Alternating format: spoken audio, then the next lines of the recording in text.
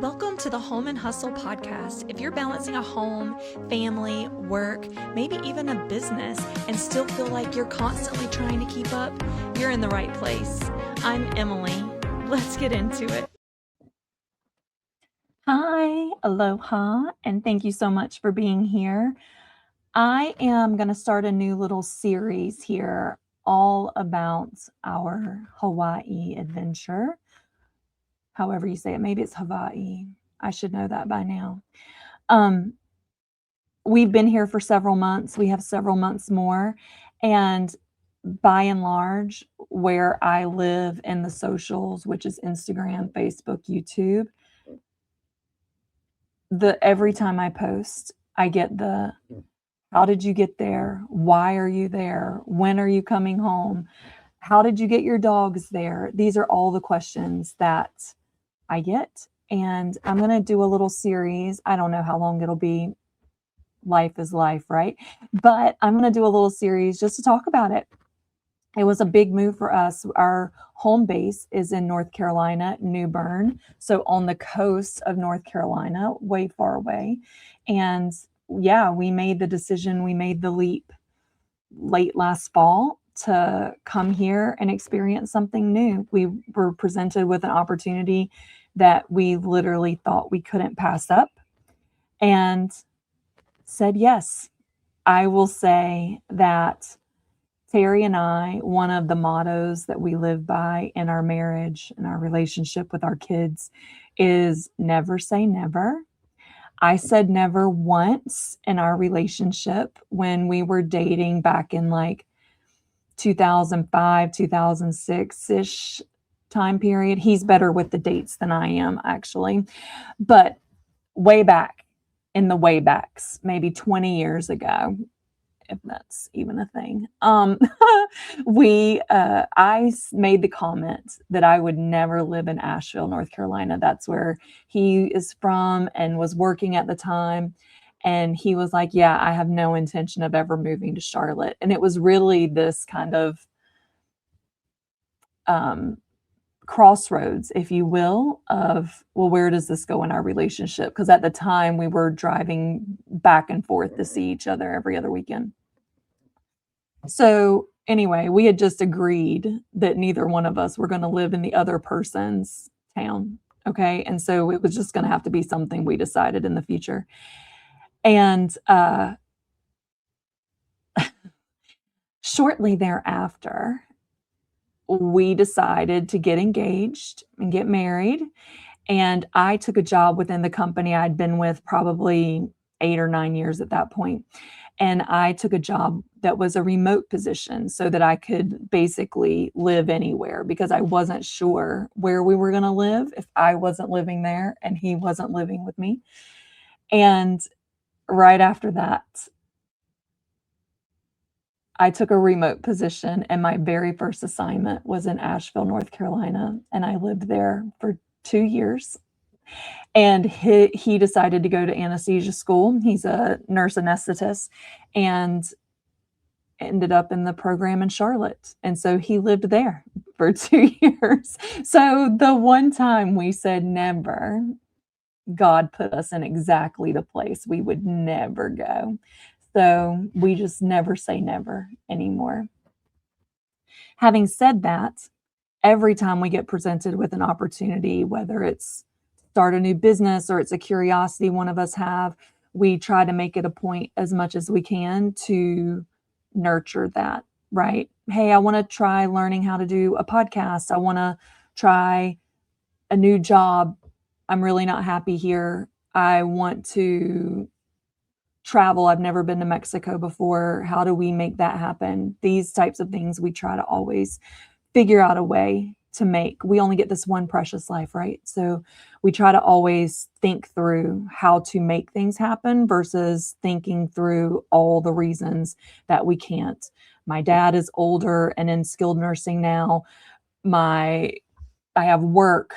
We have these bills to pay. Our kids, what are we going to do with them? Like, instead of thinking through all of the obstacles in our way to get to where we want to go, we try to think of, why would we not do this? How do we make this happen? And so that led us here to Hawaii this time. We've had a lot of amazing adventures. My husband and I have been married for a long time, and we have had amazing adventures in this life. And it is always followed by saying yes and then figuring it out, which comes with a lot of anxiety and a lot of just, what are we doing?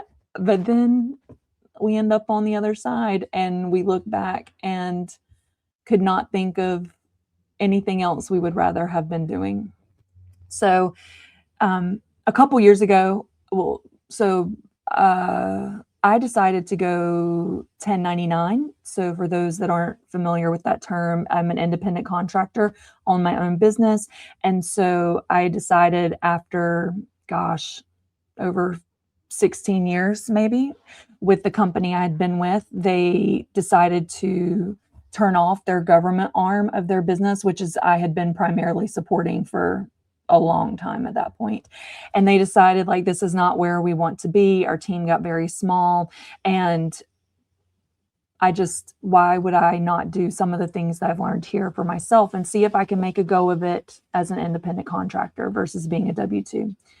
And that has worked out really well for me. And my husband did the same several years later. So after we moved to New Bern, him working within the hospital and deciding to become an independent contractor, there's a lot of reasons that folks in the healthcare field, the healthcare field, like any other industry, what are we actually doing? It feels like we are bobbing and weaving all the things in every industry. I'm working on a contract right now in manufacturing, and there is never a dull moment because there is always something wrong. We have tariffs. We can't get this wood anymore because this plant burned down. We can't, there's all the things, right? And then with working in the hospital, there's all of these danger and safety issues with patients bringing guns into the building or their families, right? We've seen so many things in the news recently with care providers winding up dead or critically injured. And so there's a safety risk there.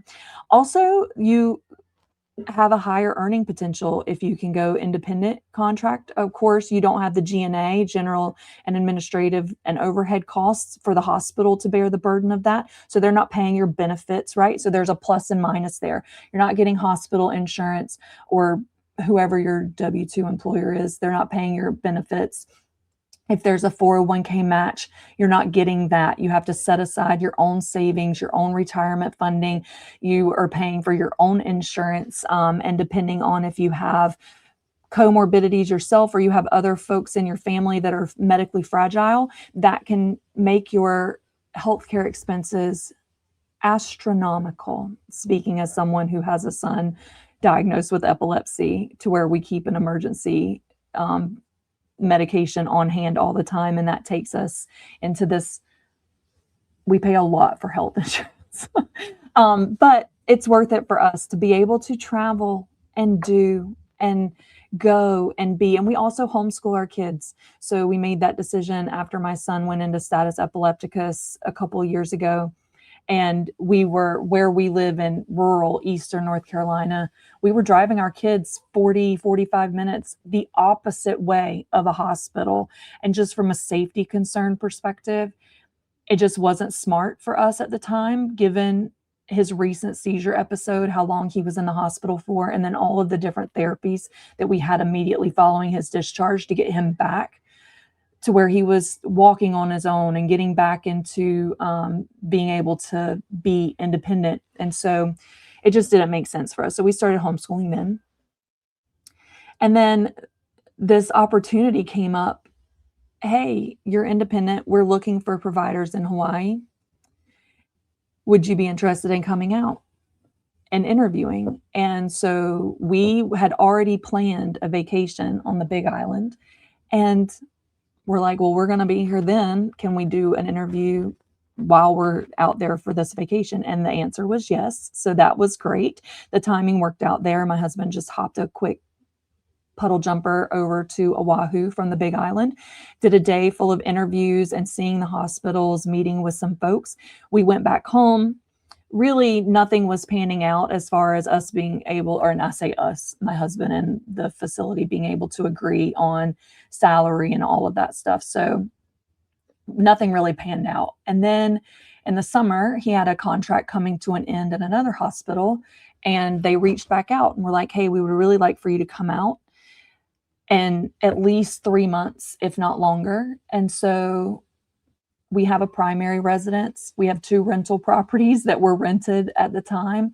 We have my dad who had so 2 weeks before we moved to Hawaii, we moved my dad from assisted living to a skilled nursing facility. And so we had a lot of irons in the fire. And we said, yeah, the opportunity that we had here allowed for us to rent a spot and not have to sell our primary residence or either of our rental properties. Our rentals have stayed rented for the most part while we've been gone. And we have wonderful friends back home and family who check in on us, who, hey, can I go by? Like we had, I don't know if it was December, January, or February. The months are running together at this point, but there were 22 inches of snow in the neighborhood back home where we live, which is unheard of, 2 feet of snow in rural eastern North Carolina on the coast. And people were going to our house and checking to make sure that the heat and the AC were running and that there were no water leaks. There were some big windy storms. We had a tornado touchdown in our community, and people, can I go check on your properties for you?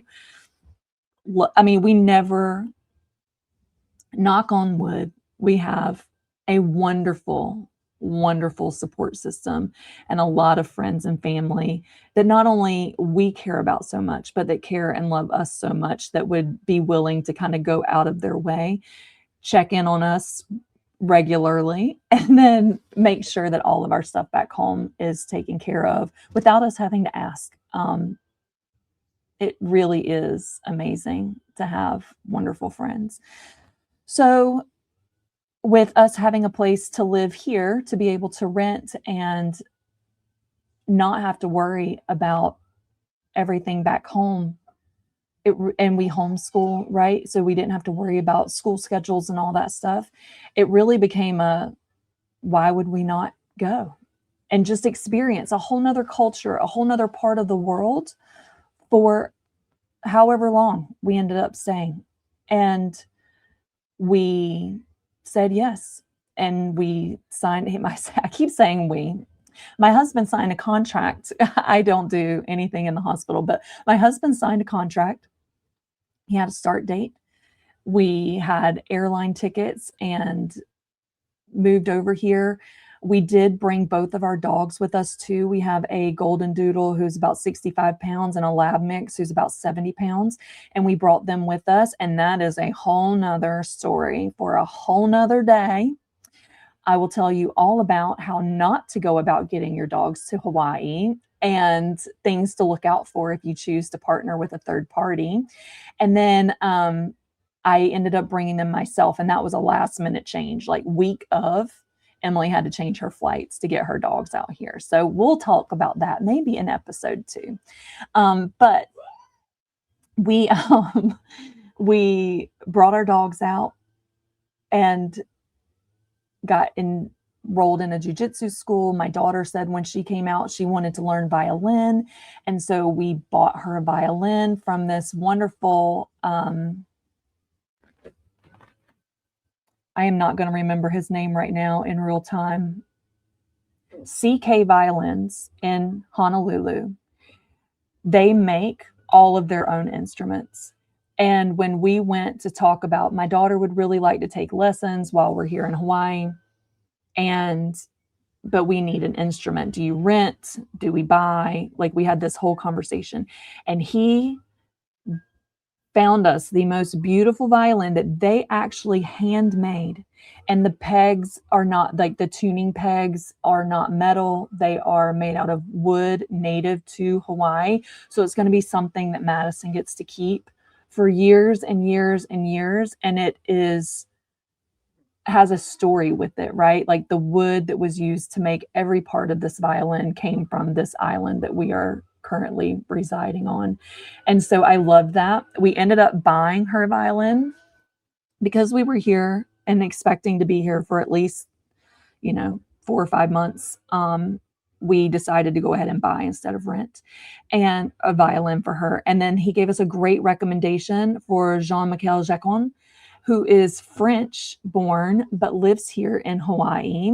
He is classically trained, has been recognized in multiple orchestras across the world, and he teaches here in Honolulu. And she meets with him once a week and has lessons and then practices throughout the week in between lessons, and she's really enjoyed that. Cole has gotten really into jujitsu while we've been here. I will tell you a couple things about Cole's journey here. So when we left, he was on this medication for his seizures that it was twice a day. And it makes him kind of foggy. And he'll tell you, this really makes me foggy. And when he was on that medication with his ADHD medication at the time, we were actually on a quick trip to the Keys, and he asked one morning, can I not take this pill, talking about his ADHD medication. And we asked some questions like why. He explained how it made his brain feel. And I had already been doing some research into coffee as a stimulant versus ADHD medications.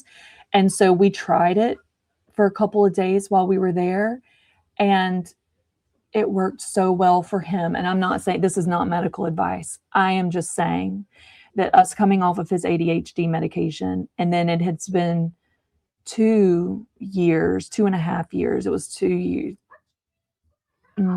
Yeah. 23. This past Thanksgiving. So 2 years that he has not had a seizure at all. And so we did get in with a neurologist here. That was the first thing that I had to do. So in order to get in with a neurologist here on the island, I had to find him a pediatrician on the island who would order a sleep-deprived EEG. So we would have one done by a local practice here. It would be read, and then they would then recommend us to a neurologist. So that was a process, but that was priority one when we got here on this island, was getting him a neurologist. And we met with her for the first time, told her our story, which that's a story for another day.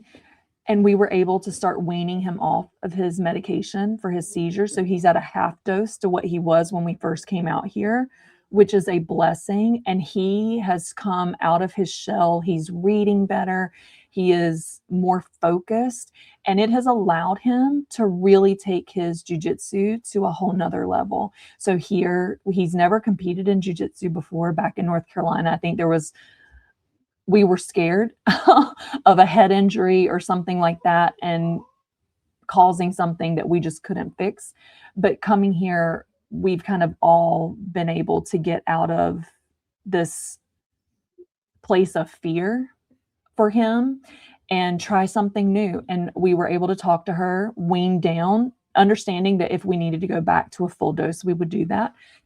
And we weaned down, and he has just thrived. So he's done 2 jiu-jitsu competitions here on the island, competing with other local kids and kids that have come from Japan to compete here, which is where they go back and forth from Hawaii to Japan to compete. And he's won a silver medal and a bronze medal. The second competition that he went to, there was nobody in his weight bracket, and he chose to go up a weight bracket and fought someone 2 belts higher than him, a high gray belt, and did really well for himself. I mean, the fight didn't last very long at all, but for him to have the want to be in the ring and to at least try versus just taking a bye and sitting it out. So yeah, I've been really proud of him and Madison for everything that they've wanted to try to accomplish. Cole has also been surfing.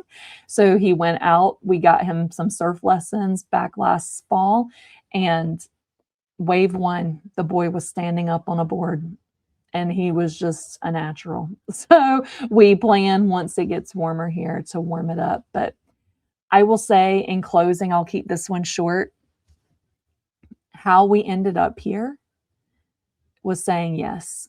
I think so many times we get hung up in the mechanics and the emotion and the just what is my mom going to think? What are my friends going to think? I'm going to miss everybody. So we get caught up in all the reasons why something is not convenient or something is not easy for us to do, but it's something that lights our heart up whenever we hear the idea. I want to write a book. I want to travel the world. I want to do, and we tend to, those things excite us, and they are things that we want to do or accomplish or be. But yet there's this, what do they think? What are they going to say? How am I going to pay for it? There's all of the reasons. Life is always going to have all of the reasons for why you shouldn't step out of your comfort zone. But I will tell you that every single time Terry and I have together said yes to something, it has worked in our favor. It's not been easy. There was the needing to move my dad before we left. There was the whole situation with getting the dogs here. There was all of the hard.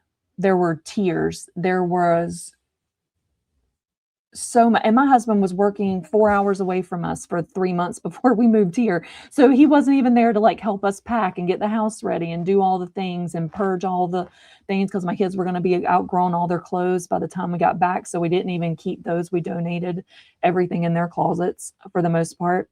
But there's always the hard. There's always the, yeah, this is going to cost me something in order to do this. And it's worth it. The price of admission is worth it. If you can step away, have the feelings, have the emotions, have the questions, write them down, and take a minute, right? Like get it all out. Talk to your best friend, talk to your spouse or whomever you can confide in to be honest with you. Let it out. Get all that anxiety and confusion and questions and overwhelm. Just get it out. And then ask yourself, why not? What do I have to do to make this happen? Why would I not make this happen? Say yes, and then figure it out.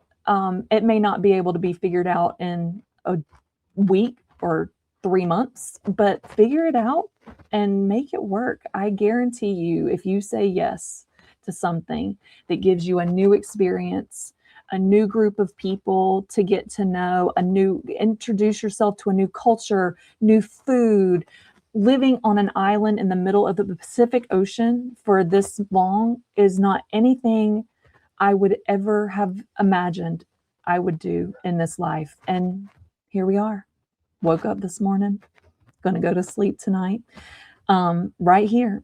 And I still have family that I care about and friends that I love back home. And that's not to say that there aren't things waiting on us when we get back home. But for here, yes was the answer. And so that's how we ended up here. And I'm going to leave it at that. I'll do another couple. I think I'm going to do one. I'm definitely going to do one about the dogs, because there is a company I want you to stay far away from, and I will bring all of the receipts with me to that podcast. For those that are new here, you can watch this podcast on YouTube. It's also, I think, on Spotify. It has the video as well. But for those that are just listening, I'll read through the text threads and things like that, and kind of what that process was. But I'll do some others about things that have happened back at home while we've been here and how we've navigated that. I'll talk about some things here that have opened up new doors for us to consider. And yeah, we'll just talk about all the things Hawaii. If there are things that you want to know about, how do I move my family? What did you take? How did you prepare?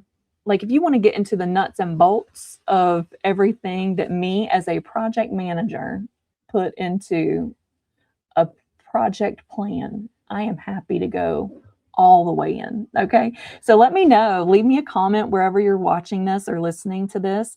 Like this podcast and subscribe if you haven't already. I am really excited about doing this. I think it's something that a lot of folks are curious about and wondering, could I do this too? And you can. And I would love to just continue to share our experience and answer any questions that you have from our point of view. I will talk to you soon. I hope you have a wonderful day. Mahalo and aloha. Bye.